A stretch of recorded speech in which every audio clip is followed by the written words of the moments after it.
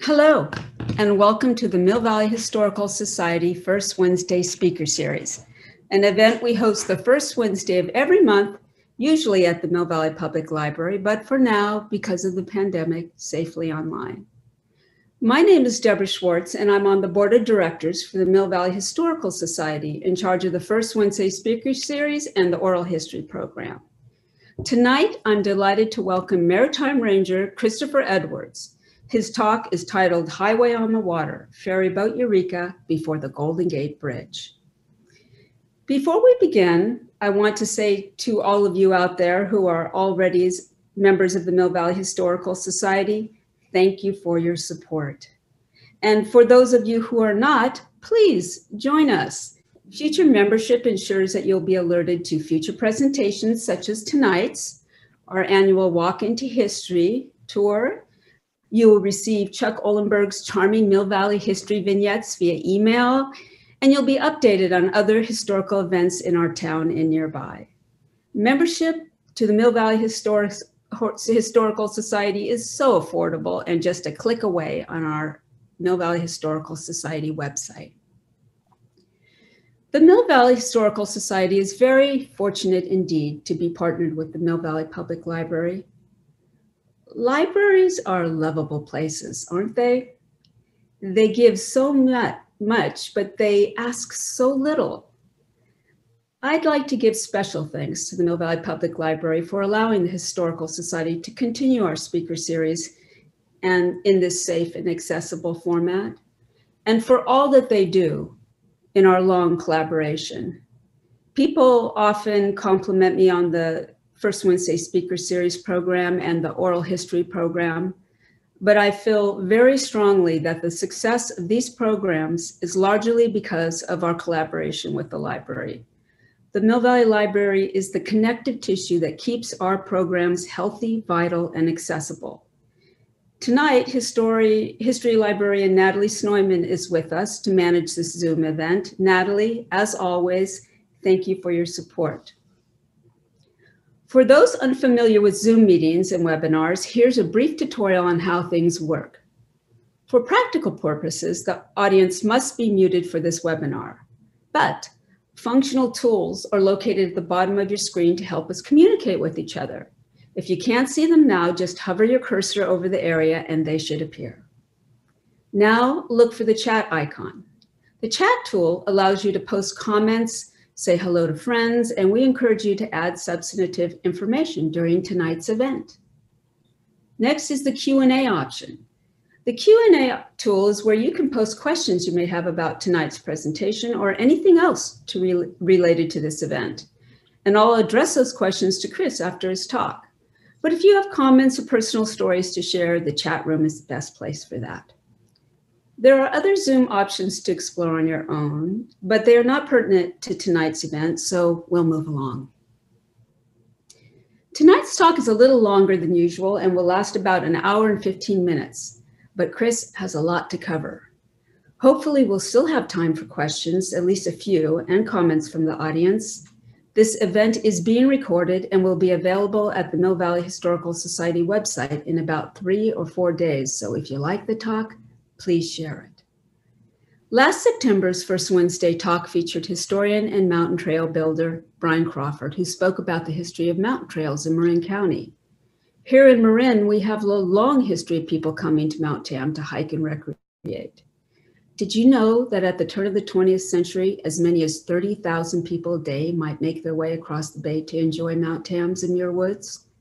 So before car and bridge, ferry and train was the most effective way to get around.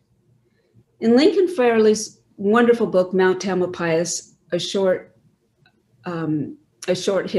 history, he writes of the cultural and practical significance of the train and ferry system, and I quote, "It is difficult to convey the sense of pleasurable release, the excitement of the throngs aboard the ferries and trains. There are no recordings of the singing aboard the trains and no way to capture the high anticipation and the strong community spirit of the people that felt on their way to the wilderness after 5.5 days of labor. The stopping of boats and trains has taken something from hiking that can never be replaced. The ride on the boat, the freedom of the trains, and the fact that members of the clubs and hiking parties were always together up to the time they started their hike. And of course, one of the most impressive vessels of all was the Eureka. And it didn't just move people around. Christopher Edwards is a ranger for the National Park Service at San Francisco Maritime National Historic Park, who has had an interest in maritime and naval history since he was 13 years old. His work involves presenting public programs on the historic ship collection at Hyde Street Pier, including the historic Ferryboat Eureka.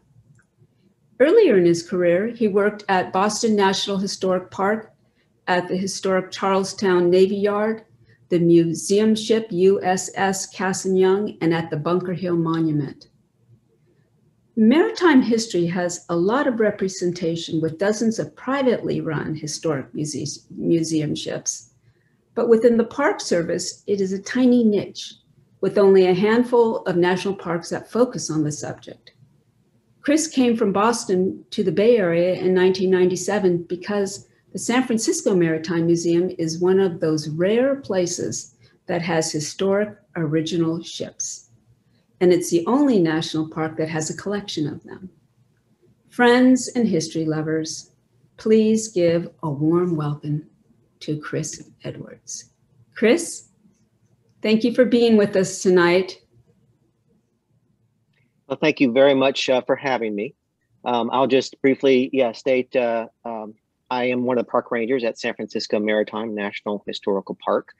And I've said this to our hosts already, but our park, though it has a high visitation rate, that's primarily because of where we're located in Fisherman's Wharf in San Francisco.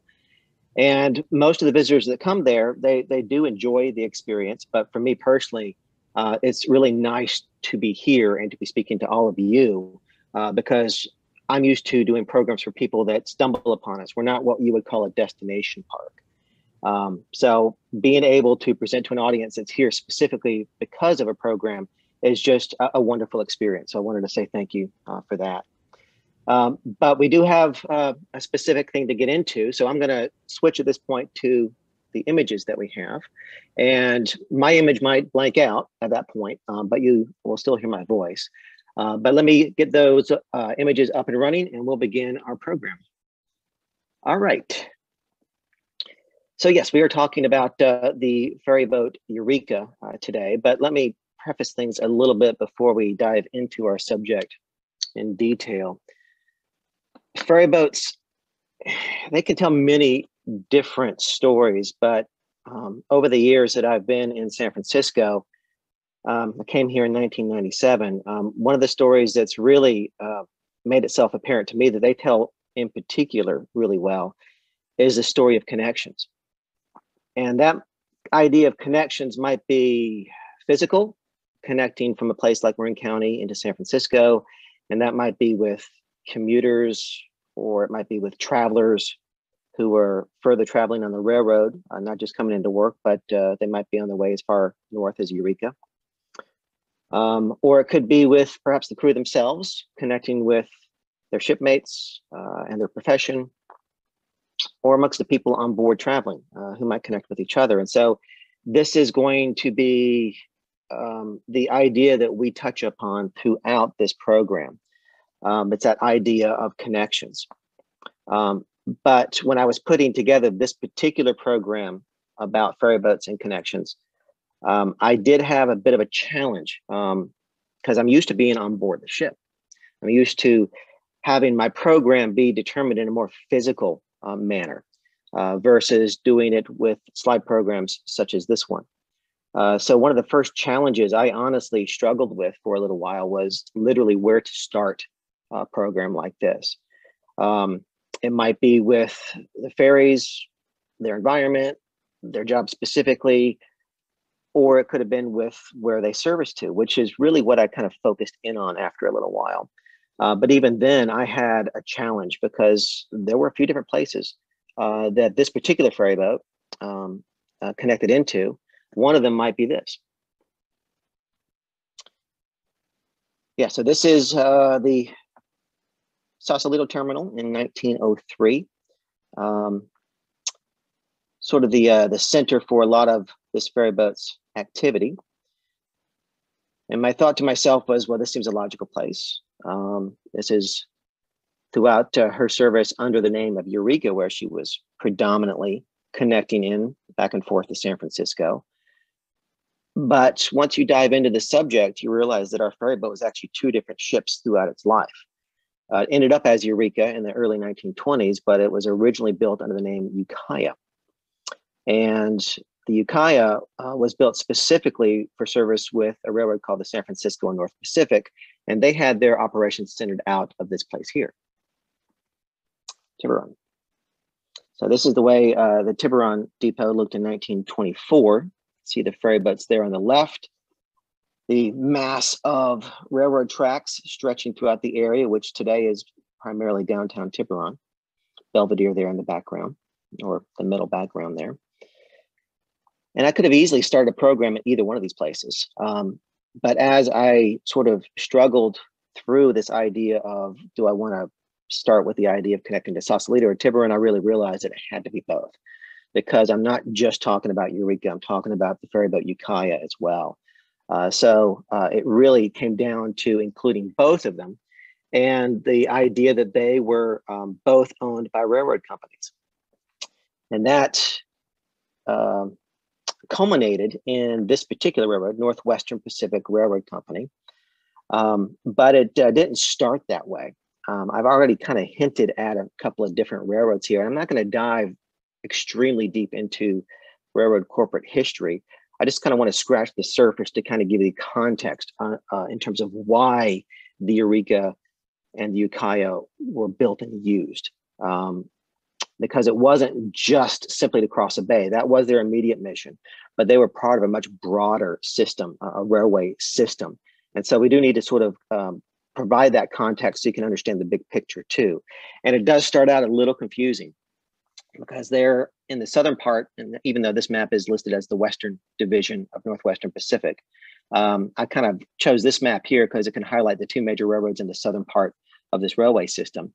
The one highlighted there in yellow was a narrow gauge railroad known as the North Pacific Coast that stretched from Sausalito and eventually reached as far north as Cazadero after skirting the coast of Tamales Bay there. And highlighted in green is the San Francisco and North Pacific Railway. So these two railways were in competition with each other. And after a while, they eventually merged operations. But before we get into merging those operations, let me give just a little bit of lineage of some of the ferryboat operations associated with these railroads. So where the railroads terminated in Marin County, they continued to cross the bay with ferryboats, some of which achieved some fame here. And this particular ferryboat, the San Rafael, was operated by the North Pacific Coast. So this was that narrow gauge railroad. But the San Rafael is most famous, perhaps infamous might be a bit better word, because it actually did sink. And for those that are familiar with this story, it's sort of rehashing a well-known ferryboat fable. But for those who are not too familiar with this ferryboat and its history, you might be aware of one of the things it resulted in, which was the opening scene for Jack London's Seawolf.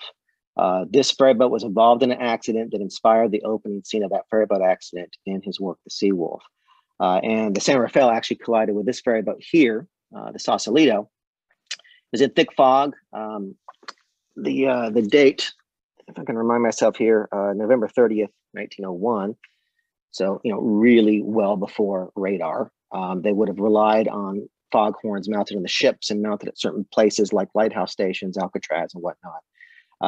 But it's a tricky system to use without any definite knowledge of the exact position of another ship that might be near you. And so these two ships did collide rather heavily. The Sausalito was not too badly damaged, but the San Rafael was fatally damaged. Fortunately, it did not sink for about 20 minutes. And eventually they were able to secure basically just a wooden plank across the two vessels, and they got everybody off the Sausalito. There were a few people that lost their lives on board the Sausalito. It's a little uncertain. Different sources mention different numbers. They really didn't have what today would be, the proper manifest required by the Coast Guard. But the most common number that you'll come across in terms of fatalities was 3 people. But they got everybody else though off the San Rafael before it did sink. Probably the best known, shall I say, a creature maybe that went down with the San Rafael, though, was not human. It was this fella here. It's a horse that actually lived on board the San Rafael. Horse that would be hooked up to luggage carts and the like, and hauling this kind of freight on and off the ferry boat at either end of its run. Dick actually had a stall on board the San Rafael, so he was a well-known sight to passengers, and the San Rafael was his environment. And as a result, nobody could coax him to go across that narrow plank. So he actually also went down with the San Rafael. But this is just an example of some of the ferry boats that operated on this Marin to San Francisco route. And if you weren't familiar with the story, maybe you have heard, of Jack London and his works, and specifically the Seawolf, and just didn't know that Marin County had a link to that famous work. But this particular accident really kind of just pushed the company of North Pacific Coast over the financial edge. There had been a number of accidents, economic downturns, and the company was struggling. And this finally just put the company under. They had to sell. And the people that bought it renamed it the North Coast Railway, which operated on just for a short time before it too, struggling so much, it had to sell out to another company themselves. But this is some of the lineage of what became eventually Northwestern Pacific. So just one more time back to the broader regional map here. So you'd have the North Pacific Coast, later known as the North Shore, going west out towards Tamales, and then further north, you had the San Francisco and North Pacific Coast, connecting from Tiburon, going up through places like Petaluma and further north. You've already had a bit of an explanation of the challenges financially of the narrow gauge railroad, but San Francisco and North Pacific was also kind of struggling for the same things. It had been established by Peter Donahue, well-known industrial business person in the Bay Area. But he passed away. It went to his son. His son continued operations, but struggled. And then with financial scares, eventually they too had to sell. So these two railroads were eventually bought out initially by a company that existed only on paper, a company called the California Northwestern, that started by leasing the entirety of the San Francisco and North Pacific, which is that long line going up past Willits there, that thick black line you see. And so this California Northwestern was actually owned by Southern Pacific. So you can see, if you haven't studied railroad history already, this is maybe your introduction, if not, to how complex railroad histories can be, with one railroad company owning others who own others who own others. It can be quite mind-numbing at times, but Southern Pacific was kind of the linchpin here. They were a major, maybe the major player in California railroad history. And they basically owned this paper company, California Northwestern, that eventually moved into the San Francisco and North Pacific. And eventually it included the narrow gauge as well, when they finally had to sell under North Shore ownership. But the last little piece to our corporate history here is that it still wasn't reaching much past Willits, which you see near the top there. There was an entirely different railroad that was owned by Santa Fe Railroad Company coming down from Eureka. And that was really what Southern Pacific was eyeballing, because these two railroads were going to end up competing with each other. But both of them realized after a very short while that this particular region was only going to make money for one railroad, not two. So they actually came to a truce with each other, Santa Fe and Southern Pacific, and they agreed to establish a brand new company that they would jointly own and operate. And so they did this. It was established in 1907, and that's what became known as Northwestern Pacific. So initially it was owned by both Southern Pacific and Santa Fe. After many years of operation, Santa Fe sold their half share, and it was owned entirely by Southern Pacific. But again, it just shows you how complex railroad histories can be, but this is what the ferryboat Eureka was all caught up in. The Ukiah was actually built by San Francisco and North Pacific, but eventually it became under one ownership in total. But for our particular story, our little chip off the granite block here, it comes down to those ferry routes that those railroad companies operated. So initially you had Tiburon under San Francisco and North Pacific. You had Sausalito, which originally was the North Pacific coast. They were initially operating independently. And this is when the Ukiah, which was later named Eureka, was built for and launched in 1890. But with the coming of Northwestern Pacific, these operations merged. So what you saw at that point, and this is really directly impacts the ferryboat Ukiah, is that you saw Tiburon kind of as a center for freight operations, and Sausalito was a center of operations for passengers. Seeing as it was now all one railroad named Northwestern Pacific, they decided to organize it that way. Freight to Tiburon, passengers to Sausalito. And as first built, the ferryboat Ukiah actually carried railroad cars. And for a lot of people that aren't familiar with ferryboats and railroad history, this is kind of a shocker to realize that ferryboats carry trains. But our own ferryboat, when it was first built in 1890, at the time named Ukiah, it could carry about 16 rail cars. And so it would typically pick them up at Tiburon, sail into San Francisco, roll them off onto a state-owned railway that was became known as the State Belt Railroad. And the State Belt would literally connect the waterfront of San Francisco. So the ferryboat was built to take cargo running on railroads and keep it on the railroad cars all the way into San Francisco so they could be rolled along the waterfront to help load or unload ships directly from these rail cars. So it's meant to streamline that operation. That's how Ukiah came to be. So with that kind of established, just take a look at Ukiah here. We've got this upper historic image, which is from San Francisco Public Library. Early in Ukiah's career. This is probably around 1908, 1909. And the models that you see photographs taken up in the bottom, these were photographs I took when I was visiting the Tiburon Railroad Depot Museum. They've got this giant diorama that is absolutely magnificent. And includes a model of Ukiah. So it was just wonderful to get some photographs of it, because when you rely on historic photos like the ones up top, you're just restricted to the angles and clarity that the photographer back then could capture. So it's really wonderful to have these models where you could get the angles to really clear some certain details. And I'm going to zoom in at this point so we can focus on one particular detail here. And I know that the image can be a little jerky at sometimes when you're zooming in on an image and using zoom. So I'm going to zoom in right now and just hold it there, and hopefully it won't jerk around too much.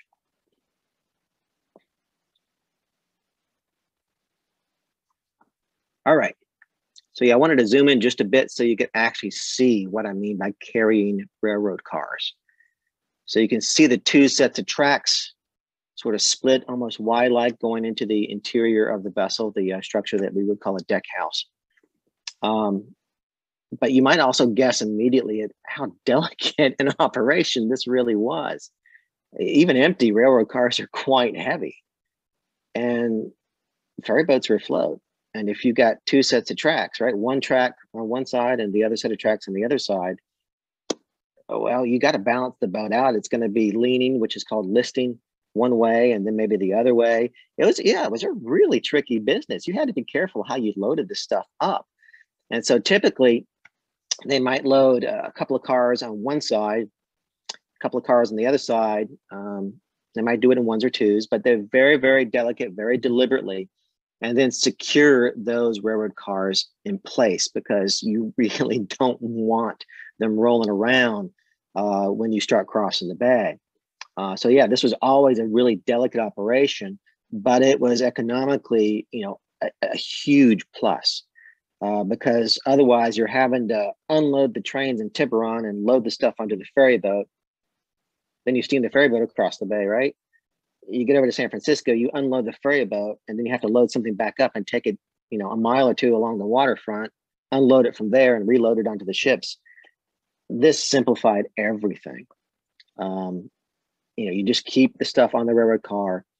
take the ferryboat across, take the railroad car off, give it to the state belt railway, and they hook up to it and just tow it to whatever ship it needs to go to. But simplicity doesn't always breed enhanced safety. So yeah, this was a tricky business that you had to be very, very careful of. But with this model here, it really captures those operations, I thought, very well.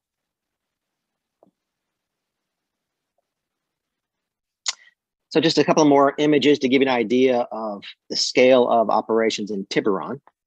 Yeah, again, just to reinforce, today what we would be looking at in this particular spot on the Tiburon Peninsula is downtown Tiburon.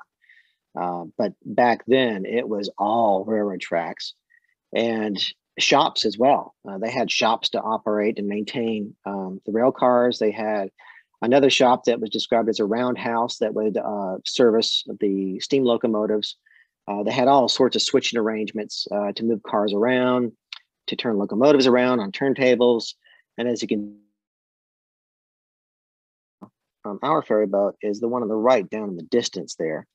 Got one more photograph that shows you a bit more close. Actually, I got a couple of photographs here, but as you can see, right between those two reddish towers, that is the Ukiah. And those towers would control, basically, they called it an apron, but it was like a big ramp with the tracks on it. So it could raise and lower that apron to get onto the deck of the ship and line up with the railroad tracks. Very critical there because the tides, of course, are constantly changing. So that apron allowed them to adjust the height that the railroad tracks would need to be to line everything up and get the railroad cars on and off. And onto the Ukiah itself. But once again, I hope this model gives you this photograph of this diorama and model really give you some clarity about how those railroad car operations were carried out with our ferryboat when it was brand new. So again, this model, the ship was built in 1890. This model probably depicts 1890, maybe 1895-ish, somewhere in there, really, really early in the ship's career.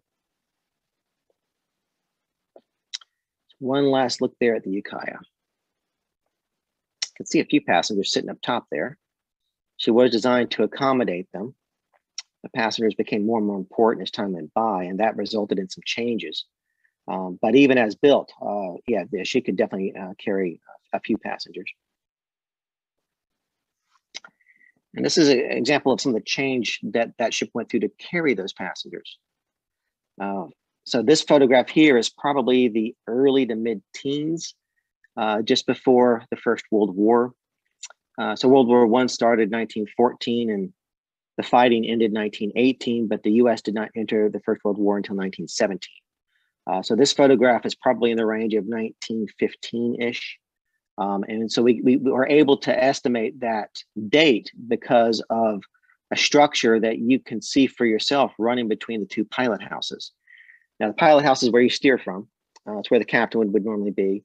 And there's two of them because this is a double-ended ferry boat. So practically speaking, there's two front ends to this ferry boat. You do not need to pull away from the dock and turn the ship around. Now, that's what we're probably normally used to if we're driving in a car. You know, if you're in a parking spot, you got to pull the car out, turn the car around, put it in drive, and off you go. But with something this big, it was actually simpler and safer just to have two front ends, and all you do is reverse the engine. So that meant two of everything, including pilot houses. But if you look at the two pilot houses in this image, you'll see another structure with all those windows on that uppermost deck there, that thin structure running between the pilot houses. And I'm going to go back one image here, which when it was brand new, did not exist. So this is pretty near depicting the ship when it was brand new or almost brand new. And this is probably in the early to mid-teens. But that structure was added because passengers were a growing business. And so they needed to provide additional space for those passengers to be inside. But one other critical thing I want to show you here, I'm going to zoom in once again. Let me zoom in now. Yeah, look just underneath and past that little boat between those two flagpoles, you will see an automobile. That is a growing element here too. Now it appears to be by itself, and that's not surprising. These railroads did not like automobiles. They did not like people having the ability to just hop in their own car and go wherever they want, whenever they wanted. They wanted people to buy tickets for their trains. But it was something that they really couldn't resist, not in the end anyway, but along their histories, they tried to resist. But this photograph, at least, is proof that they were beginning to carry automobiles. And this is something that would only grow as time passed. But this photograph, early mid-19 teens, yeah, this is proof that they were starting to carry automobiles across the bay.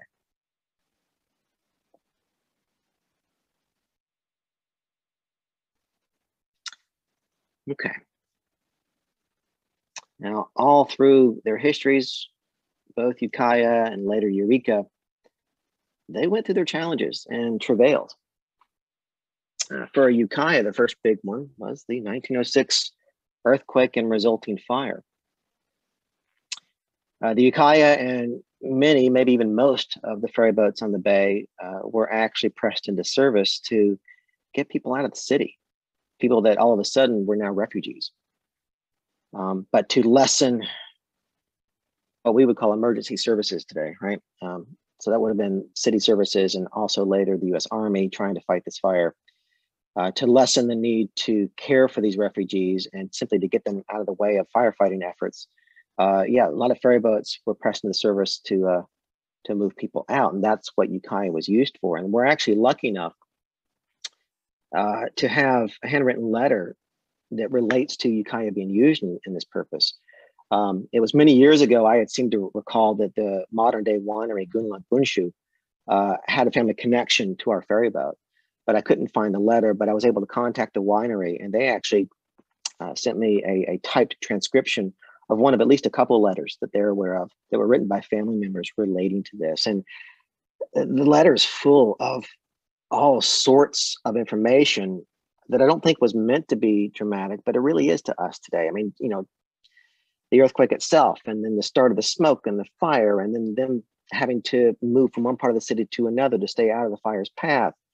You know, it's a pretty long letter describing that stuff, which we don't have time to read in total today. But I do want to actually read a couple of paragraphs directly from it. Instead of me relating to you how Ukiah was used, I can actually just have the Gunlug Bunshu family speak for themselves, describing via this letter here what that experience was like in leaving the city. So, you know, at this point in the letter, you know, the fire is already taking hold, and he's describing where they're at because they had eventually found themselves along the waterfront. So they're at the waterfront, watching as things unfold and to a degree trying to figure out what's happening.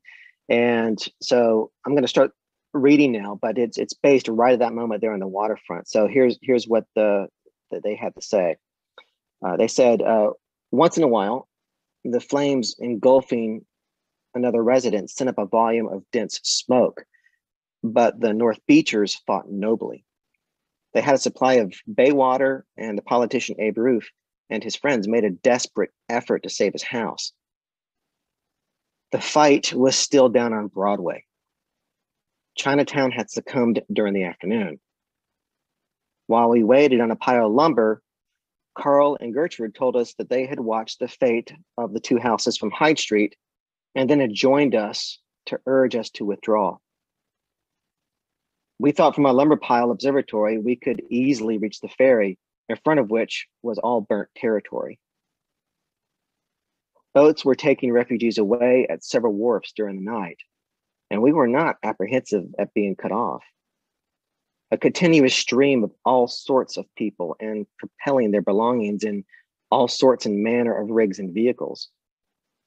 Order and seriousness prevailed everywhere in the city during the fearful trial, and also on this scramble for safety as it passed our vista in a continuous stream to the ferry, in spite of the sometimes humorous combinations of human groups.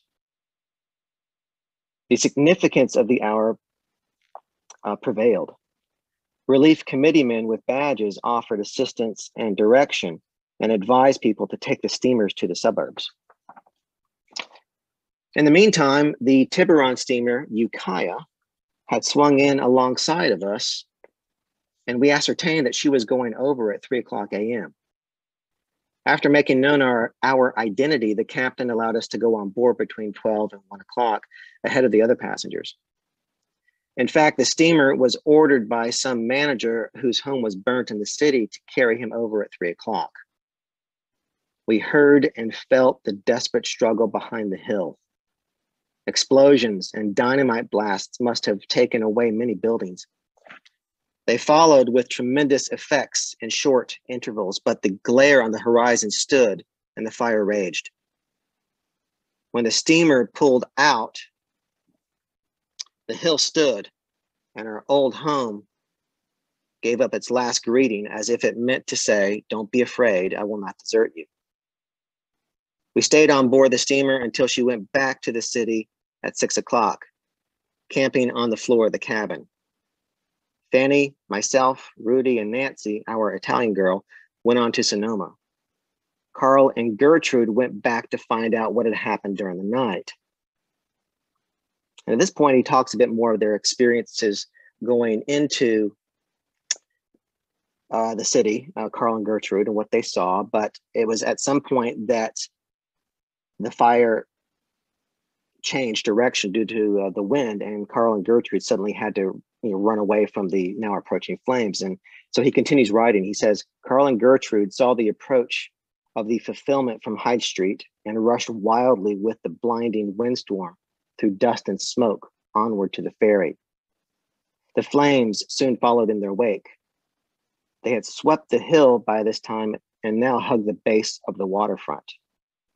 Thus, at 3 o'clock, the home of your parents and birthplace of your brothers and sisters went out of existence, leaving an enviable record and to every one of us a dearly beloved, sweet remembrance of happy days and glorious hours. So a bit of a long quote there, but it really captures how Ukiah was used, what it meant to them, and what they lost when they were leaving the city. And as they were leaving the city, they would have seen a scene similar to this picture here, but that would have changed dramatically once they were on the water. And a painter named William Coulter, who painted this picture, really, I think, caught it very well. I've actually seen this painting myself in person. Coulter apparently grabbed a window shade from the rubble of a building in San Francisco. It was a huge window shade, by the way. I mean, it must have come from some store display window. It's about 5 feet tall and maybe 10 feet long. I mean, it's just a gigantic window shade that he used as a canvas, but he was a witness, just like the Gunlock Bunshu family was. And so this is what he captured in his painting. But from the water, yeah, it maybe looked even more desperate. But compare this image with a historic photograph, which I'll show now. And I think Coulter really caught it really well. Right in the middle in the smoke there, you can see the ferry building. And the ferry boat is not the Ukiah, it's a different one, but it's heading into the city. You can tell from the paddle wheel splash that it's actually headed in towards the ferry building area. And that's exactly what the Ukiah would have done too. I mean, the ferry boats were rushing in and loading up and heading out. And in this case, we have a modern day winery with family connection to the ferry boat that we run as a museum today. But definitely a significant first disaster that she was involved in, but it would not be her last. In fact, her second disaster came just the following year. So April 1907, Ukiah sank. There's not many museum ship organizations that can claim they have a ship that sank, but we do. I'm not sure if that's a positive hallmark to be able to claim, but there it is. But yeah, she sank right at the dockside in San Francisco while she was unloading those rail cars. Now, in addition to the windows you can see in the picture here, what you can't see is the main body of the ship. And the body of the ship, the part that actually sits in the water, is called the hull, Hull. And in this case, Ukiah, she had actually portholes in her hull. Sometimes they call these ports deadlights, but to us, we call them portholes. But they're supposed to be closed when you're loading or unloading rail cars, but someone had left them open. They hadn't closed them. So as she was unloading these heavy rail cars, as I mentioned before, she might lean one way, list one way, and then they would load or unload cars from the other side, and she'd list the other way, and water had actually flooded in through these open portholes. And she sank right there at the dock. We don't know the nature of any damage. No reports have come to us, but we do know that she was raised and put back into service fairly quickly, so the damage couldn't have been too dramatic. But yeah, 1907, our ferry boat sank. So yet another little crisis there. A more everyday kind of crisis, though, is caught by this image. Again, I emphasized this earlier on. Yeah, carrying rail cars was a delicate business. It could sink you. You might lose some over the end of the ship. Yeah, you had to be careful. So this image here, again, you can see that uppermost deck, that structure going between the pilot houses. So this is probably early mid-teens when this happened. I don't have a specific date for this event, but this is definitely the Ukiah, and apparently these rail cars had not been braked or secured well enough by the crew. And when the ferry boat was pulling away from Tiburon, with the inertia difference, they just began to roll, and they fell off the edge back of the vessel there. But if you look closely, you can see some heavy ropes that the crew put over the end of these rail cars to try to tie them down and secure them. As far as we know, they were able to get these rail cars safely back. So they didn't lose them into the into the water, but they're very lucky that nobody got hurt. Carrying rail cars was indeed an everyday hazard. Probably the biggest hazard, though, was the First World War. Now, this photograph initially can be confusing. What you're looking at is actually two ferry boats. In the background is the ferry boat Piedmont, so you can see her pilot house and her smokestack. But in the foreground, you're looking at the Ukiah. Anything that had to do with the railroads during World War I was taken over by the U.S. Railroad Administration. So you had the federal government literally take control of all railroads and their assets. And that was in an effort to coordinate the movement of war goods around the country. So that included a bunch of ferry boats. Now, the one thing that you need to remember about the Ukiah Eureka is that she is a wooden ship. Today, for example, as far as we're aware, the Eureka is the largest floating wooden structure in the world. There are some larger wooden ships, but they're no longer in the water. So we think ours is the largest one still in the water. But yeah, a wooden steamship. Might seem kind of strange to think of it, but it was actually quite common. And so the Ukiah went into government service during the First World War. She saw really heavy use by the government. And when she was returned to the owners after the war, the owners claimed significant structural damage. And so the US government paid the majority to reconstruct the whole ship. And that's what we're looking at here. The Ukiah stripped all the way down to the main deck. So I'm going to zoom in one more time just so you can see this clearly. Okay, so you can see the Piedmonts in the background now. But you can also see in the hull, there's those portholes. Right? So those were the portholes that were left open back in 1907 when the ship sank. But the Ukiah at this point stripped all the way down to the main deck. One more image here of the rebuild from a slightly different angle. All right. This is what gave birth to the ferry boat Eureka. Now, company records indicate about 97% or so of the ship was brand new when the rebuild was built. There's actually still quite a bit of controversy among some of my coworkers because we know the ship very thoroughly inside and out, and there are some structural members that make us wonder how much is actually Ukiah versus Eureka. But company records at least indicate that the majority of the ship was rebuilt, and because of that, they gave it a new name. So that's how she got the name Eureka. Now, when she was first built in 1890, you could hop on the railroad and go up to Ukiah, California. But when this ship was rebuilt in the early 1920s, 1920 to 1922 was when the rebuild happened. The railroad now connected all the way through to the city of Eureka. So they were literally advertising where you can get to on their railroad systems. Name their biggest, most prestigious ferry boats after where you could ride to. So it's kind of an advertising system for them. But the ship was very thoroughly rebuilt with a few parts left over from her Ukiah days. Now I'm going to show just a few historic documents throughout this program. I'm not going to go into too many, but you'd be surprised what you can find out from these, and the structural details. You can track how the ship changed over time, or in some cases, there's a human story embedded in what otherwise might be just another piece of paperwork. But this is a document that tracks the major changes throughout the life of the ferryboat Ukiah. You can see the upper right-hand corner there. It says Steamer Ukiah. And I'm going to zoom in again here on this list so you can see some of the changes. 1914, she got brand new boilers. 1916, they added a restaurant. In other cases, they added lights and some other engine room equipment.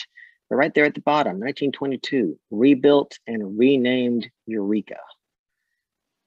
So there is the official indication of how she evolved from Ukiah to Eureka, caught right in this document here. And the result was this. Now, if ferryboats are new to you, this could look very similar to some of the previous images that I've shown you. But to the trained eye, this is a completely different setup. And when you go on board, it might be a bit more apparent. But when the Eureka went into service, she was absolutely no longer in the business of carrying rail cars. There is no trace of any railroad tracks on board. Now, the lower deck is still quite cavernous, but that's so that she could still carry automobiles. So they could drive them on board and through the lower deck of the vessel. But what they really preferred is passengers, not just on the upper deck, but the lower one as well. And when she had benches seating on both decks, she could carry 2,300 people per trip. She really was one of the largest ferry boats on the bay. And if you think of her just as a dedicated passenger ferry boat, she was the largest. There are only two boats larger than her, the Contra Costa and the Solano, that operated in the Carquinez Straits. But they were dedicated railroad train carrying ferries back and forth across the strait. The Eureka, as a dedicated passenger ferry, was the largest of her kind in the bay. Yeah, 2,300 people. And so once you take a look at that capability, you can see that the ferryboat was very, very new. So it's not surprising that they renamed her, although her official number in government documents stayed the same. But there were a few details that did stay with her, a few items that did stick from Ukiah to Eureka. Down below deck in her engine room, this is one of those pieces. This is one of her boilers. And as you saw from that document I showed you, the Ukiah had new boilers installed in 1914. And then World War I happened, and boilers were still fairly new. So 4 of these boilers, this is just boiler number 3 here, but there's 4 of these down below deck, and they do date from Ukiah. So there are bits and pieces, pretty substantial ones like this one that do survive. And this is a pretty cool piece of technical history because it's designed to burn oil. And Ukiah, Eureka's history with burning oil goes back to 1906. But today, as far as we know, and we could be wrong, but as far as we are aware, this might be the oldest oil burning installation still on an afloat ship. So it's a pretty significant thing from a technological point of view, but definitely something that is a connection between Ukiah to Eureka. The main engine also has a connection. So this is the engine system that is on the Ukiah Eureka. It's called a walking beam steam engine. And don't worry, I'm not going to go into too much technical detail, just a tiny little bit. And my audiences are usually split on this subject. When I go down below and do engine room tours, for example, usually half my audience is there because they love this subject, and the other half are there because they're with the people who love this subject. But my goal is to reach both. And in a program like this, I will stick just to the basics so you can understand and appreciate something that stayed with Ukiah all the way through her Eureka days. But steam engines in their basics are actually pretty simple. I'm going to zoom in once more here. There on the left, you can see the cylinder with the piston inside. So there's just one piston that this engine has. And the steam that pushes that piston, if you were to think of it from a human kind of perspective, then you could say that steam is looking for freedom. Okay, it's under pressure, it's under a lot of stress, and it's trying to find a way out. And it's basically imprisoned until it goes into that cylinder right there. And at that point, it is able to gain some freedom because it can expand because the piston moves. So the steam expands and it pushes the piston up or down. It does both. And if you follow the piston rod, that object coming straight up and out the top of the cylinder, it connects to this diamond-shaped so-called walking beam up at the very top of the engine. So yeah, walking beam, that's how the engine gets its name. But you could also think of this beam as just an overgrown seesaw, okay? The engine is connected on one side, which here is the left side. And on the other side, the right-hand side, there's a connection going back down. Let me move down there. And connects to just one crank. So if you can remember anything about this engine, it's got one piston, it goes up and down, it turns a seesaw up and down, back and forth, and that turns one crank. So if you can remember anything about this engine, you know, if you're not into technical histories, then just remember the engine turns one crank. That's all it really comes down to. And that crank connects out to both sides of the vessel and turns paddle wheels. So you turn the crank, you turn the paddle wheels. That's all this really comes down to.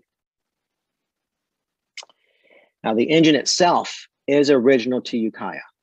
The only major thing that changed when the ship got rebuilt was what they call the A-frame, which is that A-shaped structure that holds everything together. Originally, as Ukiah was brand new, that was a wooden frame.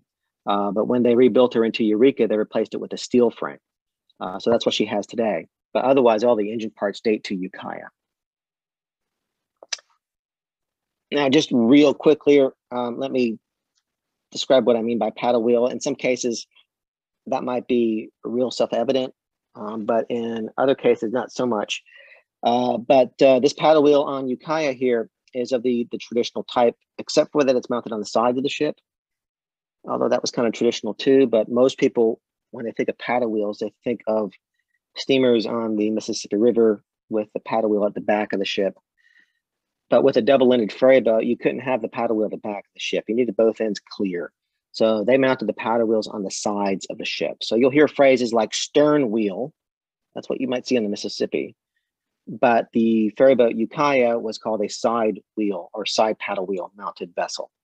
And so, yeah, she had her crank right in the middle of the ship, and the crank goes out both sides and turns paddle wheels on both sides of the ship. And in this case, yeah, it's just got paddles attached to the edge of that wheel. And you turn the wheel and the paddles slap into the water and push the ship through the water. So that's the traditional paddle wheel, but some paddle wheels got really advanced. So here's an example of that. So again, I'm not going to get into too much technical detail, but let me just point out that each paddle on this particular paddle wheel is mounted on a hinge. And the idea behind that is to keep the paddles at 90 degrees to the water the whole time the paddle's in the water. The Ukiah and Eureka, they had the traditional paddle wheel, which basically means the paddle enters the water at an angle and it exits the water at an angle. So you're producing thrust in a direction that's kind of useless to you for a good chunk of the rotation. But with this advanced paddle wheel here, which is an articulated paddle wheel, the paddles enter the water at 90 degrees up and down, and it stays that way almost until when it departs the water. So this is a really advanced paddle wheel right here. And we have one other ship at High Street Pier that has this kind of paddle wheel. It's the Tugboat Appleton Hall. So if you come down to High Street Pier, you could actually stand on the dock right between the two ships and look at the two paddle wheels and compare how they're different. But for Eureka, she has the paddle wheel that's the more traditional, probably a bit more reliable as well. Straight and simple is probably what they were going for. But I just wanted to point out that not all paddle wheels are the same. They can be different.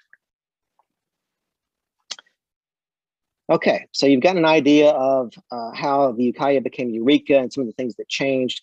At this point, I wanted to kind of take you on a visual walk around of the ferryboat itself. But I wanted to start by giving you kind of the layout of the ferryboat. You can see that walking beam engine right smack in the middle of the ship. And yes, it goes all the way through to the top. It actually, projects out through the top of the ship. So from the very top of that walking beam all the way down to the bottom of the engine, we're talking about a 5-story height. So think of a building with 5 stories. That's how tall that engine is. Everything about this is gigantic. So I'm going to show you some images, take you around underneath the ship, through the ship, and then up the deck so you can get an idea what it was built like, the different spaces where people would either work or spend their commute on board. But it's that idea of giganticness that I really want to impart here. So let's start by going into the engine room here. You will see some really amazing detail, like these two dragons here. Although there's some controversy among my coworkers, some of them call them griffins. So whether they're griffins or dragons, I don't know. But they are beautiful with that banner between their jaws with the name Eureka. And when you're actually there looking at this, if you look really closely, you can see under the letters for Eureka is the previous name Ukiah. So it's kind of cool to be there and see how the ship changed. You can actually witness it with your own eyes by looking closely enough. But when you go into the engine room, you're literally going into a Victorian, kind of wonderland. You're really going down through the rabbit hole when you go down there. And the engine room is highly complex. It's more complex than one of our other steamships, the Tugboat Hercules, for example. And that's probably because the Eureka carried people. And when you're carrying a human cargo, safety is absolutely paramount. So down in the engine room, it's really complicated for the most part because they got one or two or three different ways to do everything from an engineering point of view. They've got backups and backups for everything. So in some cases, it's absolutely beautiful when you see like those dragons, but you get further into the engine room and you can easily get lost in the complexity of it all. So if you like technical histories, it's a wonderful thing, great experience. But you could also get lost kind of in the complexity of how everything works. It's easy just to get confused and turned around down there too. So here you got a better view of those dragons. This is the control platform for the engineers who were in charge of the engine room. And the size of these controls, there's not many controls, but again, everything about this is huge. And when you see a picture of it, it's hard to appreciate the size of it. So I'm going to show you one more that has an image of me in it. Right? Yeah, everything about this is gigantic. So where you see me in this picture here, I've got my hands on what's called the starting bar. The engine does have a throttle, but you can't start the engine just by opening the throttle. You have to work part of the engine by hand to get the engine underway. And then after that, you can control it with the throttle. But it's actually quite a challenge to get the engine started from a dead stop. To a real degree, you might say that to be a good engineer on Eureka, you had to have rhythm because you're pushing this bar up and down and timing's critical. So in a really weird way, you kind of had to be a good dancer to be a good engineer on Eureka. If you have no sense of rhythm, you're not going to be able to start this engine effectively. So yeah, you need your science and you need your math skills and all that. But on Eureka, at least, you also needed some fine art skill with having good dance kind of rhythm to get things started. The engine is very, very simple, but the devil's in the details. The starting bar is a good example of that. And the starting bar is, just another also gigantic example of how big everything was. But this is a great example of how the engineers were really connected. There's that connection idea, right, to their job. The engine's almost like a dance partner. So in a very visceral way, the engineers were hands-on with this engine, very much connected with the technology and the feel of it, not just the theoretical understanding of how the engine worked. They had the feel of the engine. So it's a very tangible connection for them. And of course, up to the very top of the ship, here's the walking beam on a foggy San Francisco day. Again, just to re-emphasize, everything about this is gigantic. So the walking beam itself is kind of astounding. And again, this is a photograph without someone. So let me show you a photograph that has me in it just to appreciate the size here. I mean, this is a gigantic metal construction here. If you can imagine, that walking beam going up and down like a seesaw, right where I'm standing, right where my feet are, you can see the yellow deck and then some white decking. That white part is actually open space. It would be open to the sky, so the engine could physically move around. So you had to be careful where you walked up there so you don't fall 5 stories down to the bottom of the engine room. But yeah, everything about this absolutely on grand scale. This is the crank. The crank's about 6 feet long. It's amazing when you consider the size of everything, including the crank here, and just how quiet the engine actually was. There's not even a muffler on this thing because it's not gasoline or diesel or whatnot going in and exploding. That's an internal combustion engine. This is not internal combustion. This is a steam engine. It's steam that goes in and expands. So you would have a certain amount of noise, but you could almost hear me talking to you, even at the volume I'm using right now for this program. But it's just the scale of what's going on. The 6-foot crank going around in circles. And if you were to look up from this very point,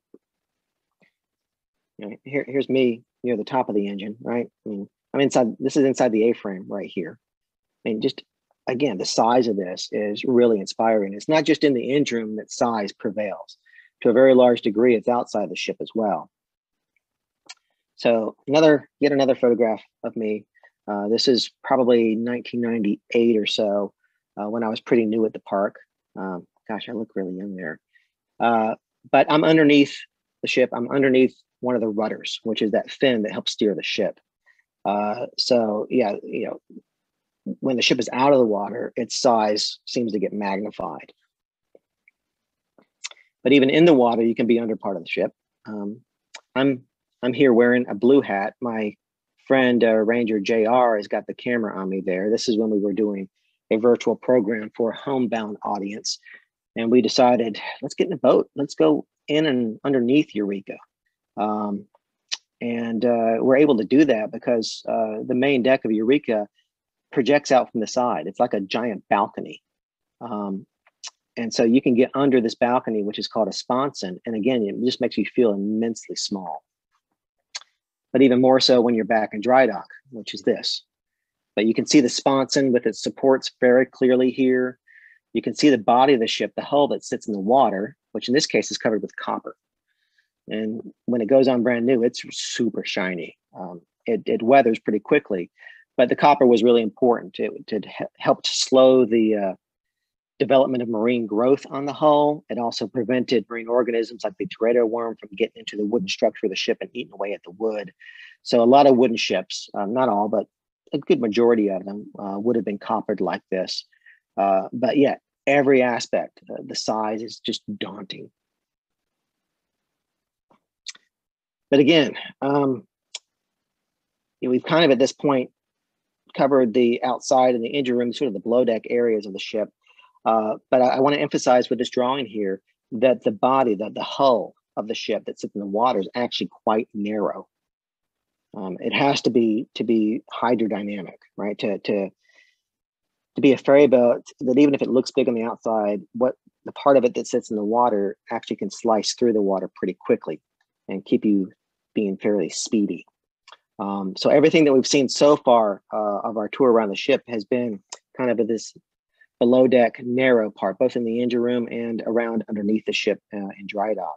But once you go from this point up, things really get wide because that sponson, that balcony-like projection from both sides of the ship makes it seem much beamier and tubbier than it is. But it goes from something really narrow and hydrodynamic to this, much beamier, so that you've got a lot of space on the ship that can carry whatever, but especially passengers. So down at the bottom is the main deck. You can see how wide that is. Above that, we've got the passenger deck, although again, they would carry passengers on both decks. They really didn't like automobiles, so they usually carried passengers on both decks, but that middle deck there is dedicated for passengers. And then up top, you've got the hurricane deck, very aptly named on San Francisco Bay. It gets really windy up top there. But the passengers would have been restricted to that middle and that bottom deck there. So let's start by taking a look at the main deck. And to get this particular photograph on Eureka, I opened all the doors of this particular side of the ship. Now bear in mind, this is just one side. There is an equal space on the other side to the left. And if you were to walk straight down where you see daylight at the other end of the ship, there's 2 more sets of doors over there. So there's 4 sets of doors like this that can be pushed to the left into the wall. You can actually see there, that wall there is, that's where the doors are sort of sandwiched inside there. But they're able to open them up because when they did carry automobiles, the cars need to be able to drive in and around like a garage. So we do have an antique car collection on board. This is probably one of our newer acquisitions, which I forget when we got this particular Woody here. It was probably 10, maybe 15 years ago. So we haven't gotten any new cars recently, but what we do is we got a number of cars on board that would have been plausible to see on board Eureka, cars that were common vehicles during her years of operation.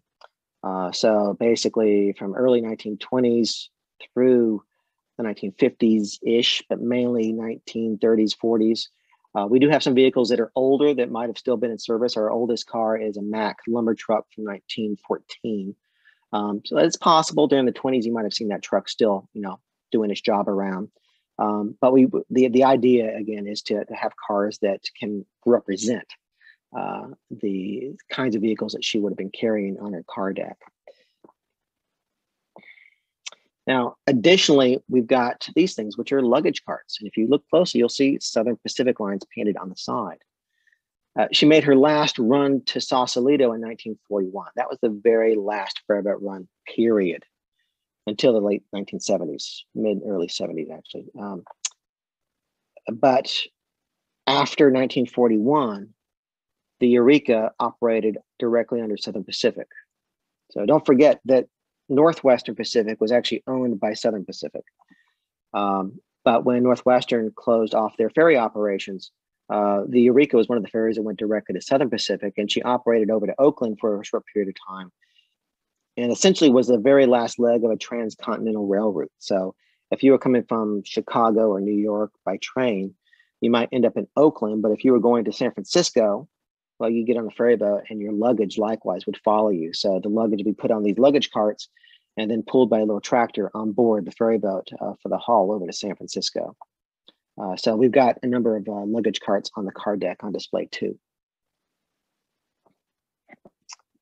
All right, real quick diversion, briefly back down below deck, which sounds counterintuitive. I've already covered below deck and we're on our way from the upper decks going upwards. But this is a space that relates to a story about some deck hands on Eureka. Today, this space is actually my locker room. You can actually see my locker right there on the right-hand side. But on the left-hand side, just past that bright light there, you can see one of two steam-powered steering engines. And that is a steam-powered engine that would pull the rudder one way or the other. And that's why the deck hands would occasionally come down here. I came across just recently a memoir written by a guy named Clyde Rice. It's a book that's called A Heaven in the Eye. And there's 2 chapters that are devoted to when he worked on the ferries of Northwestern Pacific. So it's a wonderful firsthand account of some of these experiences. And he worked on a bunch of different ferry boats, but many of the stories he relates are about Eureka. And I was actually sitting in that chair right there in the middle, reading this book when I came across a story of Eureka that was apparently about this very space, this room right here. But I'll let Clyde Rice mainly speak for himself here. I'm going to read a couple of lines from his book, but it essentially relates to when he was working on Eureka as a deckhand, and it was a 12-hour shift. So basically they would work for 12 hours and then have 24 hours off. But every other shift then was a late night shift. And partway through that shift, they had time to get about an hour worth of nap, which they would do down here. So let me read this little section by him so he can speak for himself. So Clyde Rice says this. He says, I bid on this job on the Eureka, worked 12 hours on and 24 off. It was really a topsy-turvy arrangement. Every other shift was all night. It abused sleeping habits, and the crews of the Eureka had a half-dead air. Still, you did have 24 hours to build a hen house or a privy or engage in other creative efforts, but the work on the Eureka was endless. On weekends, all the long seats on her main deck were removed. Removed. What a nice, easy word for that job. I wish I could explain how we did it. It was unbelievably arduous to anyone under 6 feet. It's too difficult to explain except to say that it was done with a great heavy 2-wheeled cart, one to a man. The Eureka tied up at 1 a.m. We worked like a demented mule until 3, and then we're allowed an hour of spot, sleep, that is. This we did in an in-between deck place where the steering engine was. That big hot cylinder gave off enough warmth to drive the sweat from our clothes as we lay scattered around beneath it on the deck and in the light of one tiny bulb. One of the crew was a big dark Swede with enormous mustaches. He nearly always had nightmares as he slept among our scattered bodies. He flung his arms about and roared and whimpered, but if you were tired enough, it didn't matter if he hit you every once in a while, just so long as it was nothing personal. It was the watchman who roused us at 4 o'clock to begin again the rush to get things done before the passengers came aboard at 6:15. How often I awoke at his call to see him standing with his lantern at the top of those steps. "Gentlemen," he would gravely intone, "it is the time." No one had ordered him to wake us. It was a duty he had taken up himself, with the graveness of an usher in a church. That was the quality of it. "Gentlemen, it is the time." It gave him the only power he ever knew.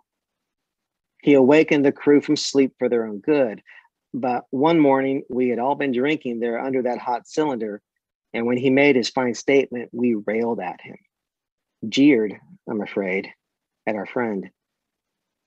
His mouth flew open. He was astounded and deeply hurt. When next we took our night shift, he spoke to none of us, and he failed to waken us in the morning. Just as the ferry was pulling out of the slip for the 6:15 trip, Manuel, my genial sidekick standing on the stern with him, asked him why he had not awakened us. The watchman stared wildly at him, his mouth falling wide open. Suddenly, he turned, took 2 steps, and jumped overboard. The water, very turbulent from the churning paddle wheels, took him down, and he was gone. Afterwards, everyone was nonplussed, but I, even in my youth and in those times, knew that many of us hang on to sanity and life itself by the slenderest of threads. Climbing the hills of Tiburon that day, I mourned him, and I hated myself.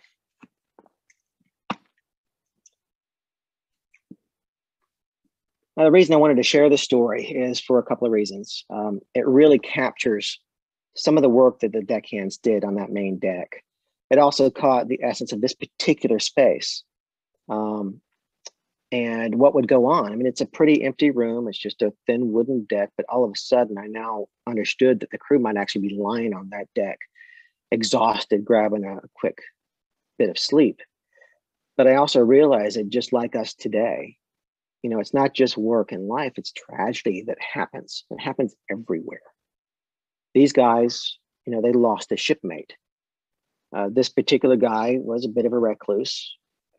The author of this book would often go and speak with him, but otherwise the guy wouldn't really join in a conversation. You had to go to him for conversation. He apparently lived in a boarding house and was a bit of a recluse there too. And it just didn't take much, one episode, to push him beyond whatever limit was holding him back. And in this case, Clyde Rice just had nothing but regret at not having seen it sooner and understood what that edge really was. But for me, it just really points out that this idea of connections, right? I mean, the crew was certainly connecting and disconnecting in some cases, but I felt much closer to the ship as I sat right there in that chair in the middle, suddenly realizing that not just life and work happened, but death and tragedy too.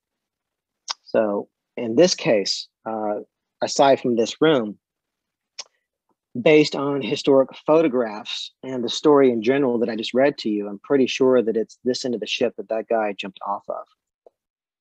So again, not to necessarily bring the energy of you guys as my audience down or anything like that, but I think it's worthwhile just to acknowledge that when we look at history, especially when we're on board a historic ship like this one, walking around the decks like you see here in this image, it can seem very distant and cut and dry sometimes, but then you come across a firsthand experience and all of a sudden you can see these guys sweating and maybe swearing, right, and working together, and in some cases not understanding each other, losing each other. That happens with us today. It certainly happened with them back then as well. It just made Eureka that much more real for me when I read that story. So I thought I would share it with you. Okay, getting near the end of our program. Moving up a deck, this is the passenger deck. So I wanted at least one photograph to show you the density of seating. There was actually one rainy day many years ago where it was really quiet for us park rangers. So I actually counted the number of seats on this deck, and I got to 765. So that's just the seating on this deck. If you included standing room, it's probably close to 1,000. And when they had seats on the bottom deck, as I've already stated, about 2,300 people that could carry per trip. So yeah, there's no uncertainty about what the main job of Eureka was. It was to carry passengers. A few of these seats are a little surprising, at least they were to me. This is not just another seating section, but this is what used to be the smoking room. I'm more used to non-smoking and smoking, or simply no smoking for the most part today in California on interior spaces. But I wasn't expecting back in the 1920s, 30s, and 40s for the ferry boat to have a separate smoking room, but they did. And originally, there would have been doors and windows completely encasing this space. But apparently, this was just for male passengers. That changed at some point. I've got a document that will speak to that story, but this is the area we believe that eventually the women's smoking room was installed. And the reason we think that is because of that door in the middle there. It goes into one of the women's restrooms. And there's another door just visible on the left there too. So the possibility, and this is guesswork here, but the possibility is that to get into the women's restroom, you would have had to go into that left door and come out to that door in the middle. And I just found that interesting from a sociological point of view, the length they went to keep the women's smoking room separate from the men, so you couldn't go back and forth. At some point later in Eureka's history, the women's smoking room disappeared, and even the men's smoking room kind of disappeared. I guess they were allowed to smoke anywhere at that point. But at least at first, it was almost like a mirror image for what you would see on an ocean liner. On an ocean liner like the Titanic, well, the men had the smoking room. The women wouldn't be allowed in there. The women were expected to go to what they called the drawing room. But apparently on board the ferry boats, they had a similar arrangement. At first, it was just one smoking room, and later they added a women's smoking room, but they were not expected to mix. And I just found that interesting from a historical social point of view. Okay, one surprising thing for passengers compared to modern ferry boats was this space here. This is Eureka's restaurant. Pause there for a second. I want to emphasize that. Restaurant, not snack stand. This was a full-fledged place to order a meal. So here's a drawing of what historically it would have looked like. Okay, so that previous photograph was taken in the corner with the red square on the direction. So you can kind of see the arrangement here. It's like two horseshoe-shaped tables kind of nested in each other. It's kind of bar stool kind of tables there. But there are three circular tables down to one side, and you can see the galley, the kitchen with the cooking area, cleaning area in there. We do have a historic image of this space. It comes from the Tiburon Historical Society. So this is courtesy of them. So this is Eureka's restaurant as it would have looked. So pretty darn close to that drawing, almost identical, in fact. But yeah, full-fledged restaurant.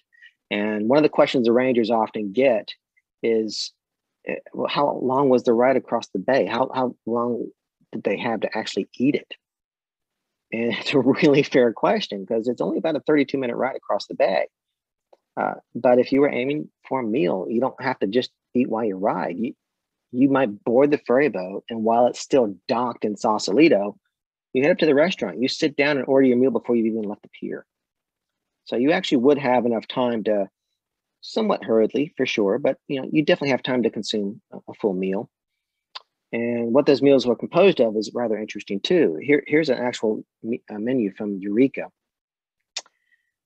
So you can take a look at some of the items here. We've got limited time with what we've got left for our program today, but I, for once, for example, can see some familiar things under today's specials, the second one down.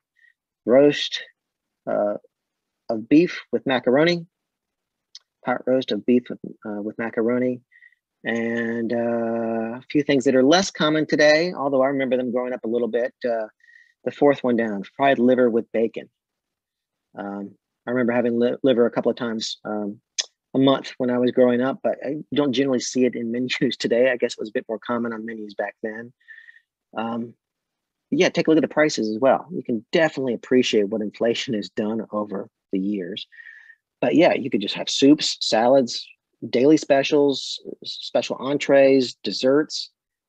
Yeah, this is not a cup of coffee. This is not a hot dog. This is a full-blown meal. And the restaurant itself stayed in business until 1941. When she operated with Southern Pacific, they seem to have closed the restaurant down. It might have been more of a snack bar at that point. But something distinctly different from today's ferry boats, which is more of that snack bar idea. But on the commuter ferry boats of back then, yeah, full-blown meals. So a bit of a surprise until you actually see stuff like this and understand the service that you could expect on these ferry boats. Okay, last we'll move up to the pilot house. So this is I'll call it the Sausalito end of the ship, and looking up at the pilot house here.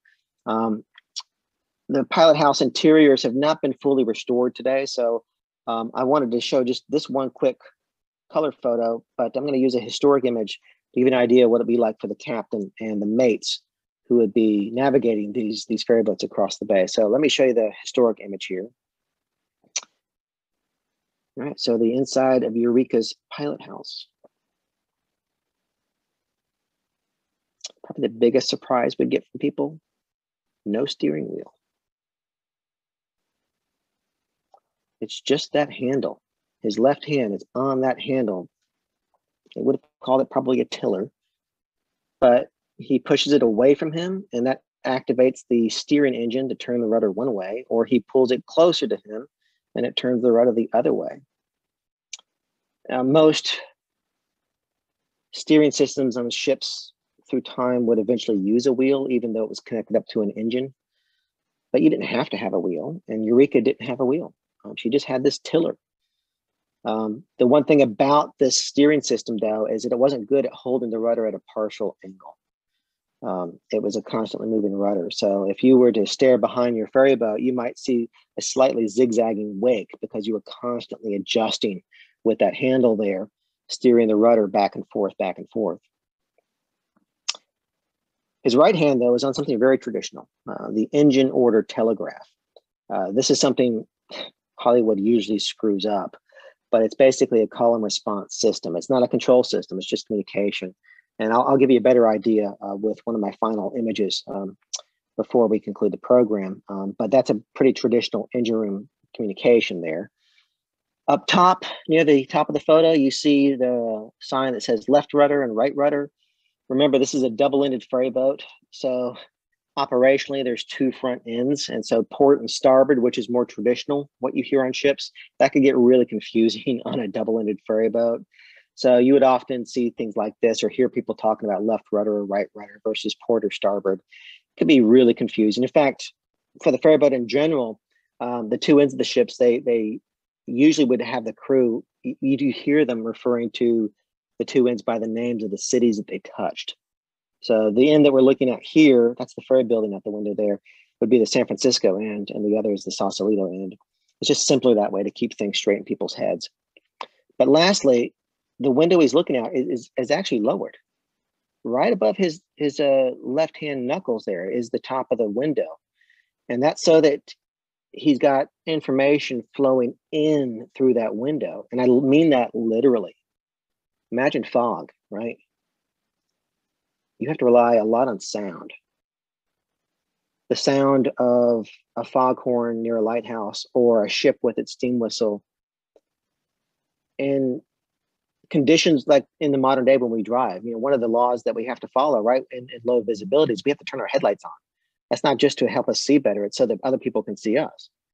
And they had something very similar for ships, that if you were in foggy conditions, you have to sound your ship's whistle or foghorn very regularly.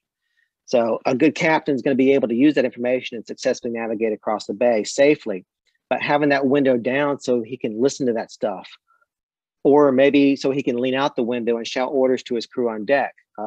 Communication was direct, but this allowed him to connect to the environment he was sailing through. So once again, that idea of connections here. Okay, just a few documents to give you an idea of some of the stories that can be associated with these ships. Documents can be very boring and very dry on occasion, but in other situations, they tell you a story very colorfully, very vibrantly. Now, there's a couple of documents we actually have on the ship. This is one of them on the interior of the passenger deck. Just a basic schedule, but how often the ferry sailed? What's the service like? What did it cost? We get that question a lot. You can see down near the bottom there, it says automobiles with driver and not to exceed 4 additional passengers, 40 cents. Look right near the bottom, passengers in vehicles in excess of number shown, 5 cents each. So some of the basic everyday questions, a document like this, it's great. It's better to see something like this than to ask a ranger, although, you're always welcome to talk to rangers, of course. I don't want to put rangers out of business. I am a ranger. But when you actually see a schedule with this information, you feel much more connected to it. So this is one of the documents that you'll find up on the passenger deck. This one, I'll admit I just had to include because it's a problem that we still deal with in the city or on ferry boats. They were disgusted by it just like we are today. I'll read it out if you can't quite see it clearly. It shall be a misdemeanor for any person to discharge mucus from the nose or mouth or spit upon any sidewalk of any public street or highway or upon any part of any public building or railroad train, streetcar, stage, ferry boat, steamer, boat, or other vessel or vehicle used for the transportation of the public. Apparently having a rule against it, it still happened. And yeah, it's a problem for us in the modern day.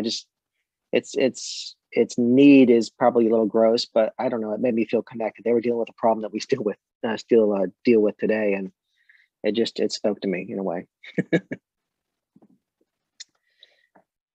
Yeah, so this is a document that maybe you think you've seen already, but you haven't. What you saw before was for the list of changes for the steamer Ukiah. This is the list of changes for the steamer Eureka. So you can actually see it's listed up there on the left, converted from steamer Eureka, steamer Ukiah. And let's look at some of the changes here, starting with 1922 when it was rebuilt. How much was the ship worth? Well, $500,000 when it was appraised in 1922. Additional seats. Look at like 3 up from the bottom. Women's smoking room. All right. This document was the first indication I had that they had actually built a women's dedicated smoking room on board. And it's telling me how much it cost too. It cost $246.40. Although it looks like they forgot a few things because they added some for $17.85. But yeah, this was the document that finally made me realize, hey, wait a minute. I knew there was a smoking room, but I didn't know there had ever been a women's smoking room. And it made me go back to the ferry boat and look around and ask myself, where was this smoking room? And I've already told you that story of where we suspect it was. But yeah, this was the document that told me about how they expected social norms to be conducted on board. It was this document here, which is no more than a list of changes, but it told me a very human story that really doesn't exist today. I mean, smoking, of course, has changed, but so has what's acceptable between interaction of the sexes. But back then, it was strictly separate. But great story, and it's a document that this says basically with 3 words: women's smoking room. One of many documents here that I found when I was doing research at the California State Park Archives up near Sacramento. This dates from 1913, so still when it's known as Ukiah. But let me zoom in here because this section right here says operating steamers. So that's their ferry boats. Tells you the wages of the crews of the ferry boats combined, what they paid for fuel. And we get some crew details here. So for example, right in the middle, 1 watchman now required on steamer Ukiah. Apparently, the paycheck of the mates increased $5 per month in 1912. 2 additional deckhands on each passenger boat and on steamer Ukiah when in passenger service. So that tells you that when she was strictly carrying rail cars, they needed fewer deckhands than when they were carrying passengers. I find that interesting. It tells me that when they're carrying people, well, they have more crew, not just because it's busier, but probably because of safety. When you're carrying people, safety factors get bumped up. The very last one there, increased automobile service by steamer Ukiah Sundays. Yeah, so this document dates from 1913, but there's proof. Automobile service not only exists, it's increasing. And they would continue to do so when they would actually open up a dedicated automobile ferryboat service from Hyde Street Pier. And then, of course, the Golden Gate Bridge opened because of increased demand for easy access for automobiles to get back and forth from Marin County into San Francisco. But it was already taking place. This document proves it. 1913, cars are already becoming more common on ferryboats. Yeah, there you go.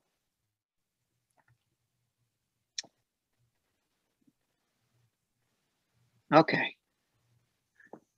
This I found interesting too. I'll read it out loud if you can't quite see it. It is proposed to equip ferryboats Tiburon, Cazadero, Ukiah, and Sausalito with pilot house and engine room telegraph. The bell system on such boats being in need of renewal, and it is deemed preferable to install the more modern and efficient telegraph apparatus. The cost for each boat to install this was $346.75. The bell system they're referring to, and I'll describe in a second, was an older system. They wanted a newer system. And this isn't an everyday visitor kind of question, but for those of us that really study maritime history, this is the kind of detail that's amazing. So for example, 1918 is when she had that telegraph system installed, and we even know how much it cost. So when you're talking these fine little details, how did this ship change over time and why did it change? It's documents like this that we find golden, because we don't always know when these things happen unless we're lucky enough to have something like this. But in this particular case, it refers to this. So I mentioned this in the pilot house photograph. This is the telegraph system down in the engine room of Eureka. But what I also mentioned up top was that it's not a control. It's a communication device. So basically it's call and response. And Hollywood usually screws this up. The movie Titanic actually did a really good job, but most movies, they only show the captain grabbing the handle on that dial and he pulls it back and forth. You hear bells. And that's usually all that a Hollywood movie will show. And it gives the impression that he's speeding the engine up, but he's not. When the captain moves his handle up in the pilot house, that will move the arrow that you see right in the center of that dial. It'll move that arrow and it'll ring a bell just underneath the cover of that dial to get your attention. And wherever that arrow stops is what he wants you to do. So look at the labels on this. You've got a head and a stern, so that tells you direction that he wants you to go. And he's got the speed, slow speed, half, full speed ahead or astern. Wherever that arrow stops is what he wants you to do. And then the first thing you do is you move your handle, right where you see my hand in the photograph there, and you move it back and forwards, because when you move your handle, you're moving the middle arrow on his dial. And when the captain sees the arrows match up on his dial, he knows that you understand and that you're making it happen right then and there.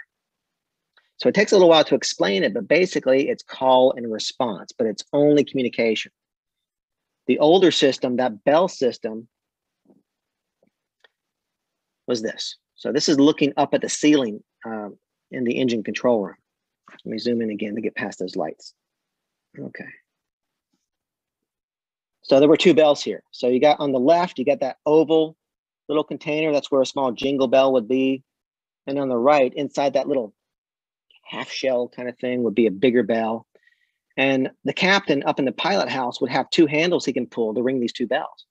And there was a bell code that you would sing, that you would ring to send a signal down there. And based on that, you would know what the captain wants you to do, but it's a kind of an awkward system. And eventually they replaced it with the telegraph system, but in this case, they seem to have kept it as a backup. Okay, so this document, which I think I'm going to skip over here, relates to smoke. It relates to smoke becoming a problem, which I find very interesting because with the wildfires today, smoke is still a concern for us. But let me focus lastly on this little detail here because this is a human story. I'm not going to read it verbatim. I'll just get to the specific point here, but it's all about Eureka smoking across the bay, and the guy in charge of the company is upset. And the explanation he's given is that, well, when they took on the oil for their fuel, they did something by mistake and the oil was cold, but it's supposed to be heated. Apparently this was happening more than once. So look at that last sentence. I think this excuse is getting worn rather thin and wish you would look into this matter advising. Now, whether it's me giving an excuse to my boss or somebody giving an excuse to me, I really related with this letter. It's about a technical subject. You know, you don't want to make too much smoke. It's polluting, it's wasteful. But that's technical. If you really want to connect on the human side, this letter really did it for me. I think this excuse is getting worn rather thin. So in terms of Eureka's technical history, again, this is the kind of document that can really connect you into those personal experiences. So just a few things here. I know we're running long at this point, so I'm going to sort of run through these real quickly here. But just like the Ukiah, Eureka had a number of mishaps. This relates to an engine breakdown that sounded terrible, a major breakdown. But in this case, the engineer was able to get in and secure the engine, and they had to be towed in. So Eureka certainly had her share of mishaps, although it was generally said it was safer on a ferry boat than a cable car back then, but that doesn't mean accidents didn't happen. So this relates to one engine casualty. And then you had collisions. So this is 1936. And it looks pretty bad from the outside. Eureka was rammed by a ferry boat named Golden West just off of Alcatraz. From the inside, it actually looks a little bit worse. Here's from the inside. Luckily, nobody was seriously hurt or killed. There were some minor injuries, but nobody was seriously hurt.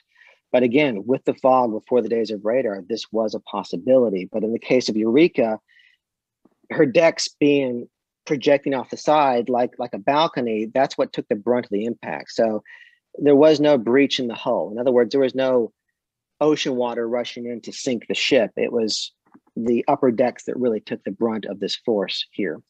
But as rare as they could be, these accidents did happen, and Eureka had a couple.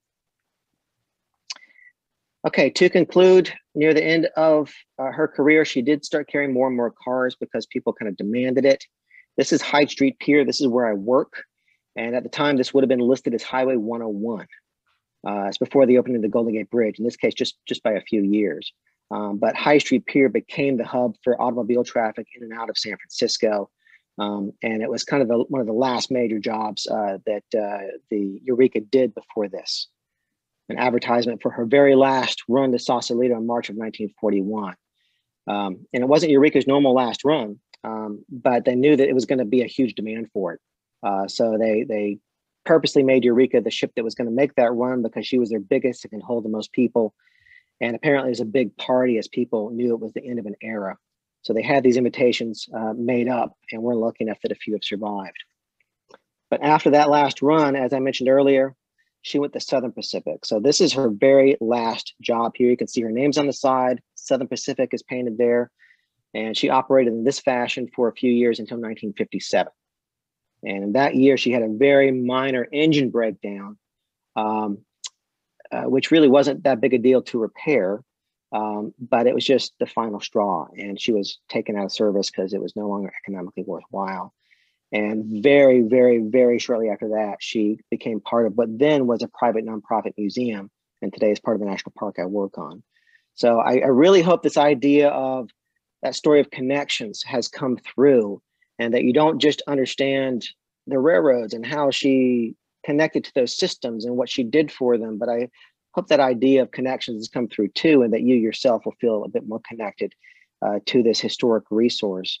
And at this point in time, that big storm that just came through has caused some damage. So we had to pull the gangway up to get on board the ferry boat. But keep your eye on us. We really encourage you to come down and visit us sometime and get a firsthand look around this ferry boat. But I hope you enjoyed the program. thanks very much for allowing me to speak to you about it. And hopefully it'll be some encouragement to come down and visit us sometime. Thank you very, very much. Thanks, Chris. Wonderful talk, lots of information. Thanks for bearing with us, audience, for this slightly longer presentation. We just wanted to get a lot of this information down for posterity. Chris, I'm going to dive into a couple of questions before we have to go. This one comes from Paul Judge. He asks, how much restoration and reconstruction does the Eureka need to keep her alive and open to the public? It's constant. Right now, the ferryboat is in dire need. There is some significant rot in her upper structures. We have some hopes that some project money might be coming through. I just don't want to jinx the situation and have it not come through. But as a wooden ship in particular, yeah, it's a major, major effort. One of our other wooden ships, the CA Thayer, has been undergoing restoration for around 15, 16 years now, and it was a multi-million-dollar project. The Eureka will need something similar along those lines. But hopefully, fingers crossed, we'll get that. But it's a great question. Absolutely right to ask it. It's a major, major effort. We only have a few people in the park to dedicate to it every day. So periodically, we do have these bigger projects to tackle bigger things. This comes from Kenny. Chris, where was the ferry terminal in Sausalito? At the north end of the Golden Gate? Not exactly where the bridge touches down. It's pretty close to where it is today, the very southern tip of Sausalito, if you can think of that. If you reach out to me with an email, maybe I could email back a map that shows its location that I could better answer your question with than a verbal description. But the very southern tip of the town of Sausalito, not where the Golden Gate Bridge attaches. Okay, I have two from Tim, and these are our last two questions. Tim asks, I imagine that the rudder being used depending in direction would be at the stern. If that is indeed the case, how was the forward rudder locked off so as not to adversely affect the steering of the ferry? Yeah, you can imagine another disaster every time you reverse the engine on a double-ended ferry boat. Yeah, so they had two rudders, one at either end, two steering engines. So as soon as you docked into a place like San Francisco, before you would lower the ramp down to allow the people off, one of the crew members would go and lift a very heavy solid steel pin out of the deck. That pin actually goes all the way through the deck and locks the rudder in place. So you would lift that one up and out and then lower the ramp down and people can go ashore. And before you actually start going back to Sausalito, one of the crew members would walk to the other end of the ship and put a pin in that rudder to lock it in place. So the idea is whichever is your temporarily the end of the ship that's temporarily your front is going to have this massive steel pin going through the deck to lock that rudder in place. And his second question is, I noticed a separate push rod on the main push rod side of the walking beam that went to an air pump. Gee, Tim, you notice a lot. What was the air used for, he asks. Okay, I need to make sure I understand the question because there's a few different levers there. If you're referring to the starting bar and an additional lever behind that, I'm sorry? Go ahead, please. There was an air pump of sorts early on in Ukiah's history. It eventually was removed. She had a different kind of recycling system for the steam/water that she used. But at some point in her history, and I can tell you specifically when it changed with the documents we have, but they no longer needed the jet condenser that would help you produce a vacuum to operate things. The other main lever that was visible in the background basically allows the eccentric rods to connect into the valving system. And so what that means is that was what allowed the engine to run itself after you had built up speed. So there's a technical question, and again, feel free to reach out to me with an email. We can get into very fine details of this, but the short answer is that other main lever you might have seen, if I can visualize your question correctly, was to allow the engine to connect into the valves and run, and so the engine can run itself. But you have to start the engine with the starting bar first before that can happen. Okay, Chris. So I think we should conclude now. We're running a little late. But before we go, I want to say that the Historical Society, I think, Chris, you're going to need to come out of your slideshow so we can show another slide from the library. Okay. The Historical Society is very pleased to have published Adventures of Two Coast Miwok Children by our dear friend, my dear friend and fellow board member, Betty Girk. This beautiful book brings alive Marin County's Coast Miwok legacy as it explores the daily lives of a real boy and girl who lived in neighboring villages on San Francisco Bay in the late 1700s. The little boy in this story is named Huik Musa, and he would grow up to be known as Chief Marin, Marin County's namesake. This is a precious and truly beautiful book and a great gift for children and adults. To order directly, please visit the Mill Valley Historical Society website. While you're there, take a look at some of the past First Wednesday talks and as well oral histories and so many other wonderful things to explore. Please, I hope we'll see you all next month, that's December 1st, for What Happened to the Ghost Blimp? A Bay Area Mystery with John Gehagen. He spoke a couple of years ago about the Japanese submarines offshore off the Bay Area at Golden Gate, and that was a fabulous talk. So I'm really looking forward to this. So this concludes our evening tonight. Thanks for sticking with us. Again, Chris, thanks so much for your hard work. I know you wrote this just for us, and I really appreciate it. Natalie, as always, thank you, thank you, thank you. And thanks to all of you out there in the audience for your interest in history. We'll see you next week or next month, and that's a wrap.